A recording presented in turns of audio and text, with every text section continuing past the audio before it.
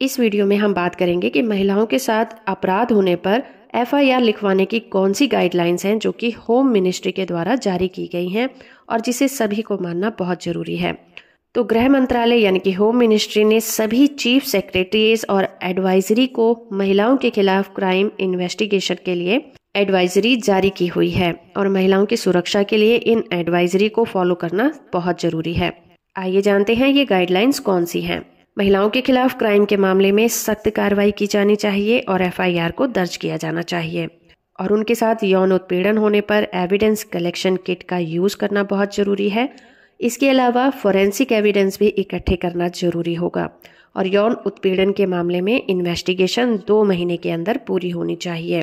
महिलाओं के साथ क्राइम करने वाले क्रिमिनल्स को पकड़ने के लिए नेशनल डेटाबेस को यूज किया जाना चाहिए ताकि जो क्रिमिनल यौन उत्पीड़न करने के हैबिचुअल हो गए हैं या फिर बार बार इसी तरह के क्राइम करते हैं उन्हें ट्रैक करने में आसानी हो और उन्हें पकड़ा जा सके। सेक्शन 154 सीआरपीसी के क्लॉज 1 के तहत किए गए जो अपराध होंगे उन मामलों में एफआईआर को दर्ज करना जरूरी होगा और अगर जहां पर एफआईआर लिखवाई जा रही है वो एरिया पुलिस ऑफिसर के एरिया में नहीं आता है तो वहां पर उन्हें 0 एफआईआर को दर्ज करना होगा। और अगर कोई पुलिस ऑफिसर एफआईआर को दर्ज करने में देरी करता है या फिर दर्ज करने से मना करता है तो ऐसे ऑफिसर्स के खिलाफ आईपीसी के सेक्शन 168A के तहत सख्त कार्रवाई करने का भी प्रोविजन किया गया है। रेप होने की कंडीशन में जो इन्वेस्टिगेशन होगी वो 2 महीने के अंदर पूरी करनी जरूरी होगी और पुलिस ऑफिसर इस तरह के इन्वेस्टिगेशन के लिए ट्रैकिंग सिस्टम को यूज कर सकते हैं।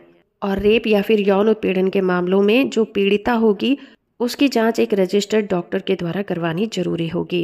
अगर कोई मरने वाला व्यक्ति अपना बयान देता है और उसके बयान में उसके मरने के कारणों को बताया गया है तो ऐसे बयानों को दर्ज किया जाना बहुत जरूरी है और वो लीगल वैल्यू रखते हैं। Purushottam Chopra versus state of Delhi case में सुप्रीम कोर्ट ने कहा था कि किसी भी व्यक्ति के मरने से पहले दिए गए बयान को इन्वेस्टिगेट करने की जरूरत नहीं है। किसी भी अपराधी को इसलिए नहीं छोड़ा जा सकता कि उसकी शिकायत नहीं की गई थी या फिर पुलिस ने उसे इन्वेस्टिगेट नहीं किया था। इन गाइडलाइंस में ये भी कहा गया है कि फोरेंसिक साइंस सर्विसेज ने यौन उत्पीड़न के मामले में फोरेंसिक किट यूज किए जाने के लिए निर्देश जारी किए हैं और पुलिस को यौन उत्पीड़न के मामलों में इस तरह की किट को यूज करना बहुत जरूरी होगा जो कि हर केंद्र शासित प्रदेश में उपलब्ध कराई गई हैं। साथ ही इन गाइडलाइंस में ये भी कहा गया है कि national institute of criminology and forensic sciences police officers को इस तरह की फोरेंसिक किट को किस तरह से यूज करना है उसके लिए टाइम टू टाइम